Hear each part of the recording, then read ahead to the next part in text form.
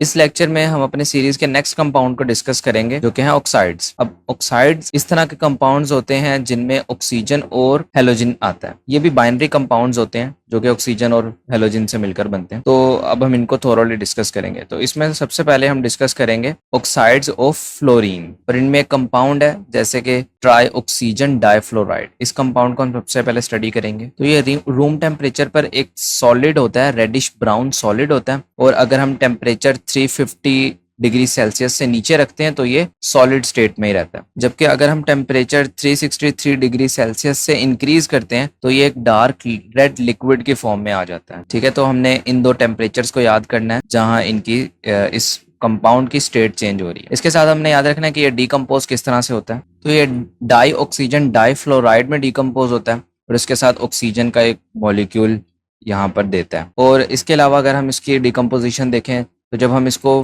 Fluorine का molecule इसमें add करते हैं तो तब भी ये डाई ऑक्सीजन डाइफ्लोराइड में डिकम्पोज हो जाता है। और इसके साथ साथ हमारी बुक में दो स्ट्रक्चर्स दिए गए हैं। हम इन दो स्ट्रक्चर्स को भी देख लेते हैं। सबसे पहला तो हमारे पास है ऑक्सीजन डाइफ्लोराइड का स्ट्रक्चर। तो इसमें आप यहाँ पर दे सकते हैं सेंट्रल एटम जो है हमारा ऑक्सीजन है और इसके साथ दो लोन पेयर्स हैं जैसे वाटर में होता है, और दो फ्लोरीन एटम्स ने इसके साथ बॉन्ड बनाया हुआ है और आप इनके दरमियान एंगल देख सकते हैं 105। ठीक है, तो स्लाइडली वाटर जैसा स्ट्रक्चर ये शो कर। इसके साथ दूसरा स्ट्रक्चर है डाई ऑक्सीजन डाइफ्लोराइड का। इसमें आप देख सकते हैं कि ऑक्सीजन का एक दूसरे से कनेक्ट किए गए हैं और इनके पास दो दो लोन पेयर्स इस तरह से मौजूद हैं और साइड्स पे इनके फ्लोरीन एटम्स लगे हुए। ओके, तो ऑक्साइड्स ऑफ फ्लोरीन में हमने ये एक कंपाउंड को डिस्कस किया है, ट्राई ऑक्सीजन ट्राइफ्लोराइड को, और इसके अलावा दो कंपाउंड्स के स्ट्रक्चर देखे। इसके बाद आगे चलते हैं, डिस्कस करते हैं ऑक्साइड्स ऑफ फ्लोरीन को। इसमें आपने एक चीज़ ये याद रखनी है कि ऑक्सीजन के क्लोरीन के साथ जितने भी कंपाउंड्स हैं वो अनस्टेबल होते हैं और उनको डायरेक्टली हम प्रिपेयर नहीं कर सकते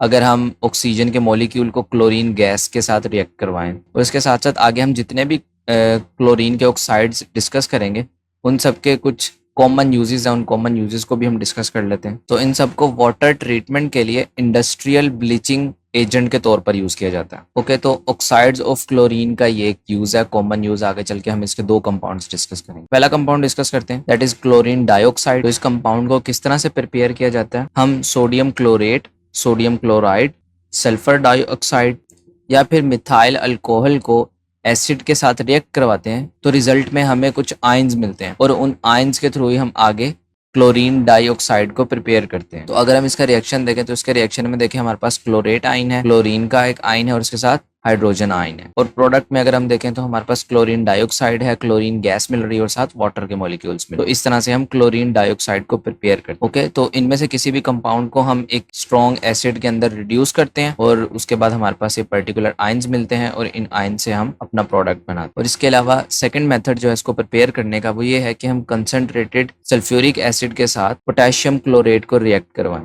तो उससे भी हमें क्लोरीन डाइऑक्साइड मिल जाता है। उसका हम रिएक्शन देखते हैं। रिएक्शन में हमारे पास पोटेशियम क्लोरेट है और उसके साथ यहाँ पर देखें हमने ऑक्सैलिक एसिड ऐड किया है। ठीक है, अब इसको हमने क्यों ऐड किया? जब हम ये रिएक्शन करवाते हैं तो इस रिएक्शन को कंट्रोल करने के लिए हम ऑक्सैलिक एसिड इसमें ऐड करते हैं। ठीक है, और इसके साथ जो हमारा थर्ड रिएक्टेंट है वो है सल्फ्यूरिक एसिड। इनको हम रिएक्ट करवाते हैं और रिएक्शन के बाद पोटेशियम सल्फेट आता है, वाटर के मॉलिक्यूल्स आते हैं और इसके साथ कार्बन डाइऑक्साइड बनती है और लास्ट में जो हमारा प्रोडक्ट है दैट इज क्लोरीन डाइऑक्साइड वो हमें यहाँ मिल जाता है। और इस रिएक्शन को कंट्रोल करने के लिए हम ऑक्सैलिक एसिड को भी इसमें ऐड करते हैं। ओके, तो ये थी प्रिपरेशन क्लोरीन डाइऑक्साइड की। इसके अलावा हम इसकी फिजिकल प्रॉपर्टीज देख लेते हैं कि किस तरह से इसकी अपीयरेंस है। तो एक पेल येलो गैस फॉर्म में होती है और अगर हम इसे गर्म करें तो ये एक्सप्लोड हो जाती है और इसके साथ साथ ये वाटर के अंदर सोल्यूबल है और ये स्लोली डीकम्पोज होती है हाइड्रोजन क्लोराइड के साथ या फिर हाइड्रोजन क्लोरेट के साथ। ओके, तो ये इसकी थी कुछ प्रॉपर्टीज। नेक्स्ट अब हम इसके यूजेस देख लेते हैं। तो इसको एज एन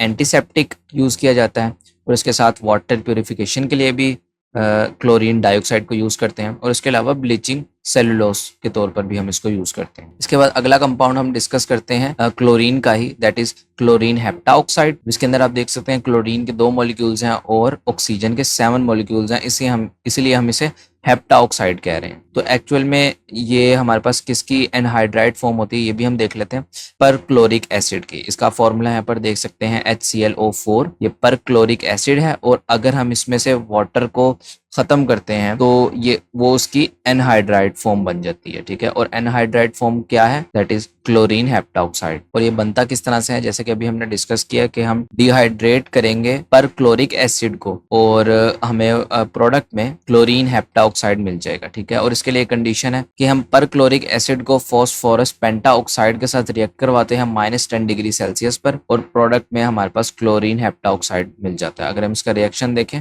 तो हमारे पास पर क्लोरिक एसिड है और इसको हमने फॉस्फोरस पेंटाऑक्साइड के साथ रिएक्ट करवाया है -10 डिग्री सेल्सियस टेम्परेचर पर, और रिजल्ट में हमें क्लोरीन हेप्टाऑक्साइड मिल गए। तो बुक में हमारे पास क्लोरीन के लिए बस इतने ही कंपाउंड दिए गए हैं। अब हम नेक्स्ट चलते हैं ब्रोमीन के कंपाउंड्स के लिए। तो ब्रोमीन के जितने भी ऑक्साइड्स होते हैं वो जनरली डार्क वोलेटाइल लिक्विड्स की फॉर्म में एग्जिस्ट करते हैं, और इसके साथ साथ थर्मली अनस्टेबल होते हैं। थर्मली अनस्टेबल का मतलब अगर हम उनको हीट करते हैं तो वो स्टेबल नहीं रहते, वो अनस्टेबल हो जाते हैं, यानी कि हाई टेम्परेचर पर अनस्टेबल हो जाते हैं। तो ब्रोमीन का सिर्फ हम एक ही ऑक्साइड डिस्कस करेंगे, दैट इज ब्रोमीन मोनोऑक्साइड। उसकी प्रिपरेशन में देखते हैं कि जब हम ब्रोमीन वेपर्स की फॉर्म में रिएक्ट करवाते हैं मरकरी ऑक्साइड के साथ, या फिर हम डायरेक्टली ब्रोमीन को ही रिएक्ट करवाते हैं मरकरी ऑक्साइड के साथ, किसकी प्रेजेंस में, कार्बन टेट्राक्लोराइड की प्रेजेंस। तो हम इसका रिएक्शन देखते हैं। यहाँ पर हमारे पास मरकरी ऑक्साइड है और हमने ब्रोमीन को लिया वेपर्स की फॉर्म में, और 50 डिग्री सेल्सियस पर हम ये रिएक्शन परफॉर्म कर, और प्रोडक्ट में मरकरी ब्रोमाइड आ गया, और इसके साथ ब्रोमीन मोनोऑक्साइड जो हमारी एक्चुअल प्रोडक्ट थी वो हमें यहाँ पर मिल जाती है। ओके, तो ये इसकी प्रिपरेशन थी। नेक्स्ट अगर हम इसकी प्रॉपर्टीज को डिस्कस करें तो ये डार्क में स्टेबल रहता है -20 डिग्री सेल्सियस पर in the presence of carbon tetrachloride, और इसके साथ साथ ये ऑक्सीडाइजिंग प्रॉपर्टीज भी शो करता है। तो यही दो हमारे पास इसकी कैरेक्टरिस्टिक्स है। नेक्स्ट अब हम डिस्कस करते हैं ऑक्साइड्स ऑफ आयोडीन को। तो आयोडीन में हम एक ही कंपाउंड को डिस्कस करेंगे। वैसे तो